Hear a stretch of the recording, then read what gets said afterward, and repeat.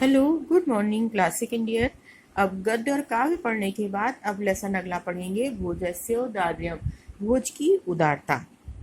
ततः कदाचित् द्वारपाल आगत्य महाराजं भोजं प्राह देव कौपीनावशेषो विद्वान द्वारि वर्तते इति। तत्पश्चात किसी द्वारपाल ने आकर महाराज भोज को कहा, हे देव, कौपीन अवशेष, कौपीन मात्र, लंगोट मात्र पहने हुए कोई विद्वान द्वार पर है। राजा प्रवेश इति। राजा ने कहा, प्रवेश कराओ। ततः प्रविष्टः सह कवि भोजम आलोक्य अदमे दारिद्र्यम नाशो भविष्यतीति। तब प्रवेश करते हुए उस कवि ने भोज को देखकर आज मेरी दरिद्रता का नाश हो जाएगा ऐसा मानकर तुष्टो हर्षाश्रुणि मुमोच, वैसा मानकर उसने हर्ष पूर्वक अपनी आंखों से हर्ष पूर्वक आंसुओं को अपने नेत्रों से ढलका दिया। अर्थात खुशी के आंसू उसकी आंखों से बहने लगे। राजा तम आलोक्य प्राह, राजा ने उसको देखकर कहा, कवे किम रोदिषि, कवि क्यों रोते हो, इति ऐसा कहा। ततः कविरा राजन आकर्ण मद ग्रह स्थितम। तब कविराज ने कहा, हे राजन, मेरे घर की स्थिति को सुनिए। अय लज्जानुच्चय पथि वचनम आकर्ण ग्रहणी शिशो कर्णो यतनात् सुपिहितवती दीन वदना।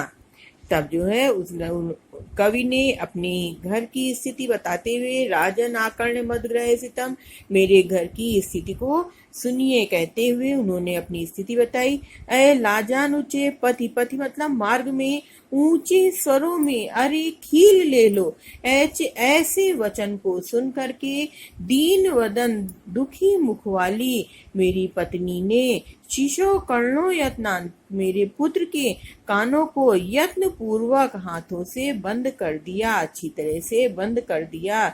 मैं छीड़ो पाए यदगतम दृशा अश्रु बहुले, और मुझ दरिद्र पर जो अश्रुपूर्ण दृष्टि डाली तो वह तदंतम शल्यम में पुनरुदिता। अब क्या करें, तो वह दृष्टि मेरे हृदय में कांटे के समान चुभ गई, जिसे निकालने में पुनरुदम उचिता, जिसे निकालने में तमस मतलब आप ही समर्थ हैं।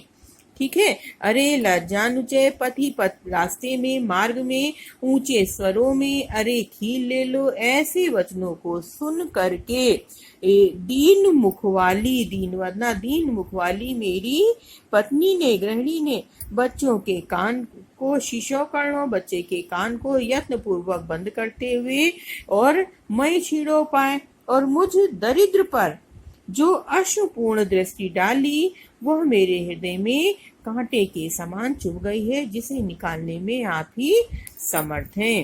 राजा शिव शिव इति उदीर्यन प्रत्यक्षरम लक्ष्यम दत्वा प्राह, राजा ने शिव शिव कहते हुए प्रत्येक अक्षर पर लाख लाख मुद्राएं दान कर दी, लाख लाख मुद्राएं देते हुए कहा, त्वरितम गच्छ गेहम तद गृहिणी खिन्ना वर्तते, शीघ्र ही अपने घर जाओ, तुम्हारी गृहिणी, तुम्हारी पत्नी दुखी है, खिन्न है।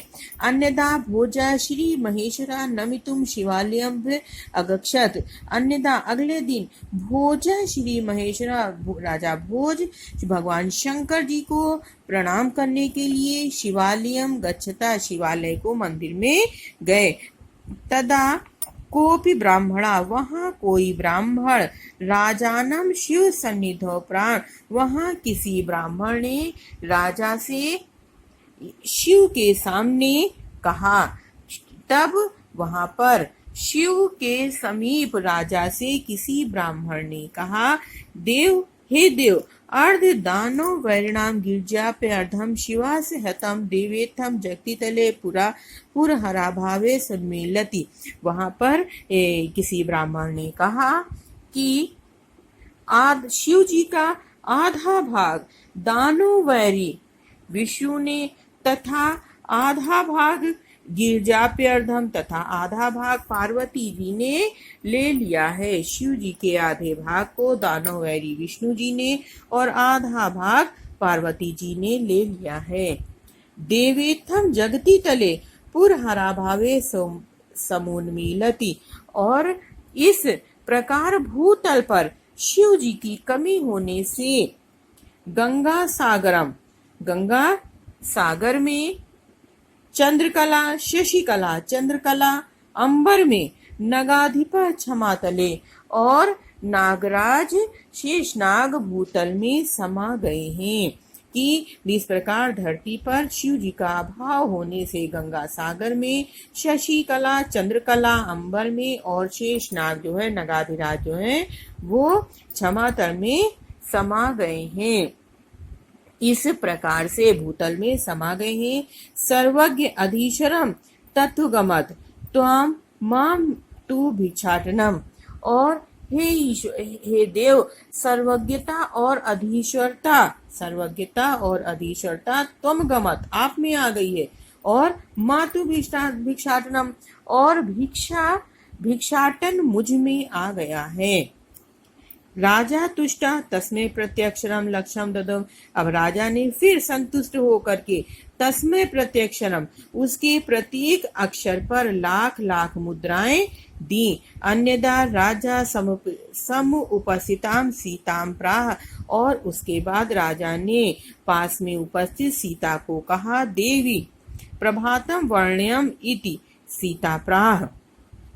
उन्होंने कहा कि राजा ने कहा कि देवी सीता से कहा कि देवी प्रभात का वर्णन करें। सीता ने कहा विरल स्थूल तारा कला विव सज्जना मन इव मुने सर्वत्र प्रसन्नम अभून्ना अपसरति चाध्वांतम चिता सत्तामिव दुर्जना व्रजति चा निशा क्षिप्रम लक्ष्मीर अनुदन विनाम इव। अब यहाँ पर कह रहे हैं विरला मतलब मोटे मोटे तारों के समान स्थूल तारा। अब यहाँ पर कह रहे हैं कि इस प्रकार से राजा ने जब संतुष्ट होकर के उनको दे दिया और सीता से कहा कि आप सीता प्रभात वर्णन करो, तब सीता ने कहा कि बड़े बड़े तारे गिने चुने हुए बड़े बड़े जो तारे हैं वो किस प्रकार से कलायु सज्जना कलयुग में सज्जन के समान, जिस प्रकार से कलयुग में सज्जन व्यक्ति नहीं मिलते हैं उसी प्रकार से प्रातः काल में आकाश में मोटे मोटे तारे जो है कलयुग के सज्जनों के समान अदृश्य हो गए हैं। और मन यु मुनि सर्वत्र प्रसन्नम अभुवन, और आकाश जो है मुनियों के हृदय के समान, आकाश मुनि के सदृश प्रसन्न हृदय वाला हो गया है, मुनियों के समान प्रसन्न हृदय वाला हो गया है।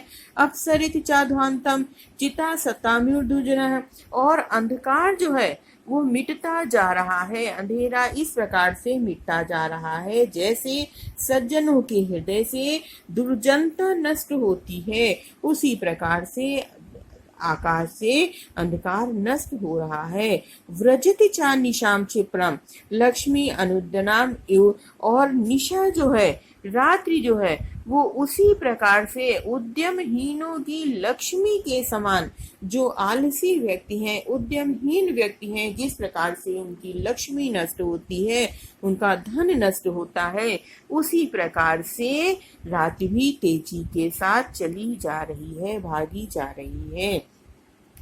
राजा तस्मय लक्ष्यम दत्वा कालिदासम प्रा, तब राजा ने उनको भी लक्ष्यम लाख मुद्राएं दे करके कालिदास को कहा सखे त्वमपि प्रभातम वर्ण इति, कि हे सखे मित्र तुम भी प्रभात का वर्णन करो। ततः कालिदासा प्राह, तब कालिदास ने कहा कि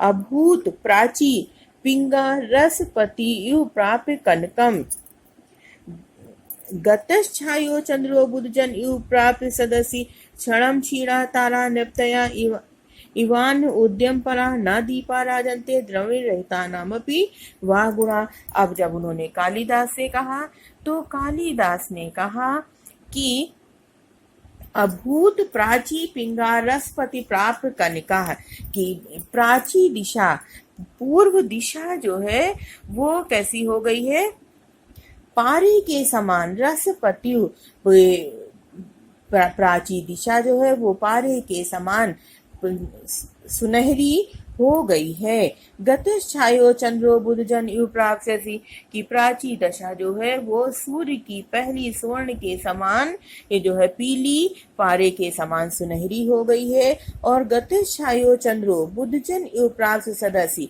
और चंद्रमा जो है वो उसी प्रकार से कांतिहीन हो गया है।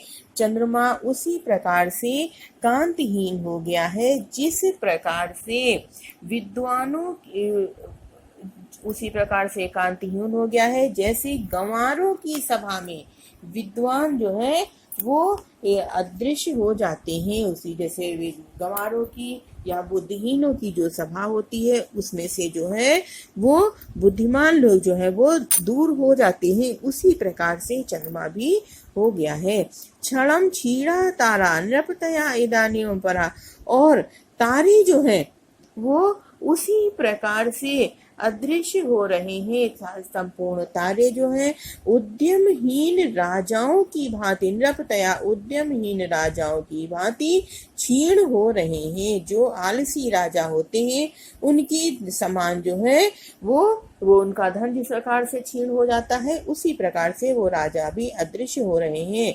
न दीपा राजन्ते द्रविण रहिता नामपि वा गुणा, और दीपक उसी प्रकार से सुशोभित नहीं हो रहे हैं जिस प्रकार से दरिद्रता जो है वो गुणों को ढक लेती है। द्रविण रहता नाम पिवा गुणा, जिस प्रकार से गुणों को दरिद्रता ढक लेती है उसी प्रकार प्रातः काल होने पर दीपक भी सुशोभित नहीं हो रहे हैं।